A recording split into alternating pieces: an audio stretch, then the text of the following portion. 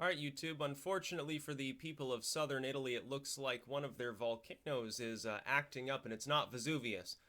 In fact, it's larger than that. It's not a supervolcano in the sense of being a true, like a Toba or something like that, but it's larger than Vesuvius, potentially more dangerous. It's Campi Flegrei, and I may or may not be pronouncing that right. It's going through a period of uplift and outgassing and so forth right now that's worrisome. I will point this out though, to preempt people who will naturally, they'll upload videos on this topic. They'll say like, boom, volcano about to blow, Illuminati heads to their bunkers or something. Like we saw with Yellowstone, just because a volcanic region is acting funny doesn't mean that it ends up erupting. Could be that within a week it settles down and doesn't do anything for years. And it's had explosive events before that were smaller than its largest scale eruptions. Of course, it could wipe out everything within miles and miles in a torrent of hot, raining ash, destroying Naples, by the way, in the process. Or it could let off a puff of smoke and then that's that for the next decade or something along those lines. A lot of times, people, I think, underestimate the potential for seismic and volcanic activity in some parts of the world. Even here, New England, despite being thought of generally as inert, is not actually inert. There's actually a fault line that does run up around Montreal. One time when I was younger, there was a moderate quake in that region, and we felt it where we were, in south central Vermont at the time. It was a mild shaking that lasted for perhaps 20-25 seconds. The only reason it felt worse than it really was is at the time we were in one of the upper floors of an apartment building, an old one that tended to sway anyway. You get a stiff breeze and it would creak and so forth. It was fucked up.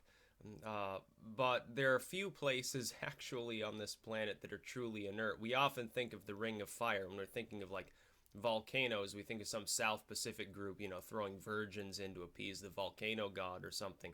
A lot of times people forget, I think, that other areas of the world have volcanic and seismic activity. It wouldn't be at all unprecedented. We saw the destruction, I think, a month ago in central Italy, north of where this is. With regards to the seismic event they had there, I think it was a 6.5 or something quake with multiple aftershocks. Now, some of the building material around there is not particularly quake resistant, and so it did a huge amount of damage. And this happened years ago as well, and with the same general outcome in the same general region. Now, you have cases where a village is, 50, 60, 70% destroyed, and hundreds or thousands are dead or missing from a quake that, if it were to hit Japan, it would be seen as a fairly routine, every month or two sort of event. Italy would not be the greatest place to have as well, this kind of volcanic activity. And it would come with attendant tremors. It wouldn't be good for the air quality. I don't think it'd be good for travel and trade to old Naples there. But getting real, we can't look at a volcano, even Mount St. Helens. People keep talking about that every once in a while. They bring it up and say, oh, it's ready to blow. Maybe. Or maybe it gets stopped up somehow and it takes 5, 10, 20 years to blow again. We're not exactly sure. These things follow some degree of standardization when it comes to interludes, time periods of earthquake activity, volcanic activity. But there's always the chance, when we're talking about geological time spans that can be measured in centuries or even thousands of years, anything within a few decades is pretty close to the mark. It's not like clockwork. It's a little bit different from that. You've got movement all around the world. The continental plates are sliding around, and this interferes as well with those time periods, no matter where in the world it happens to be. A magma chamber, once active, gets cut off. A new magma chamber is generated. All of a sudden you have a new volcano or something.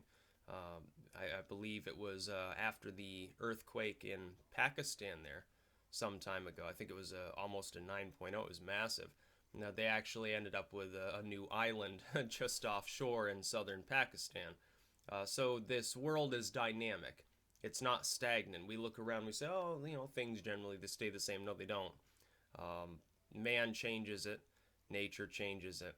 Man doesn't, of course, produce volcanoes. I suppose that with a concerted effort we could. If you drilled a hole deep enough and put a bunch of nuclear weapons in it, yeah, you'd probably create a volcano or something. But this particular cone here is bigger than Vesuvius. It's more dangerous than Vesuvius, potentially, if it goes off.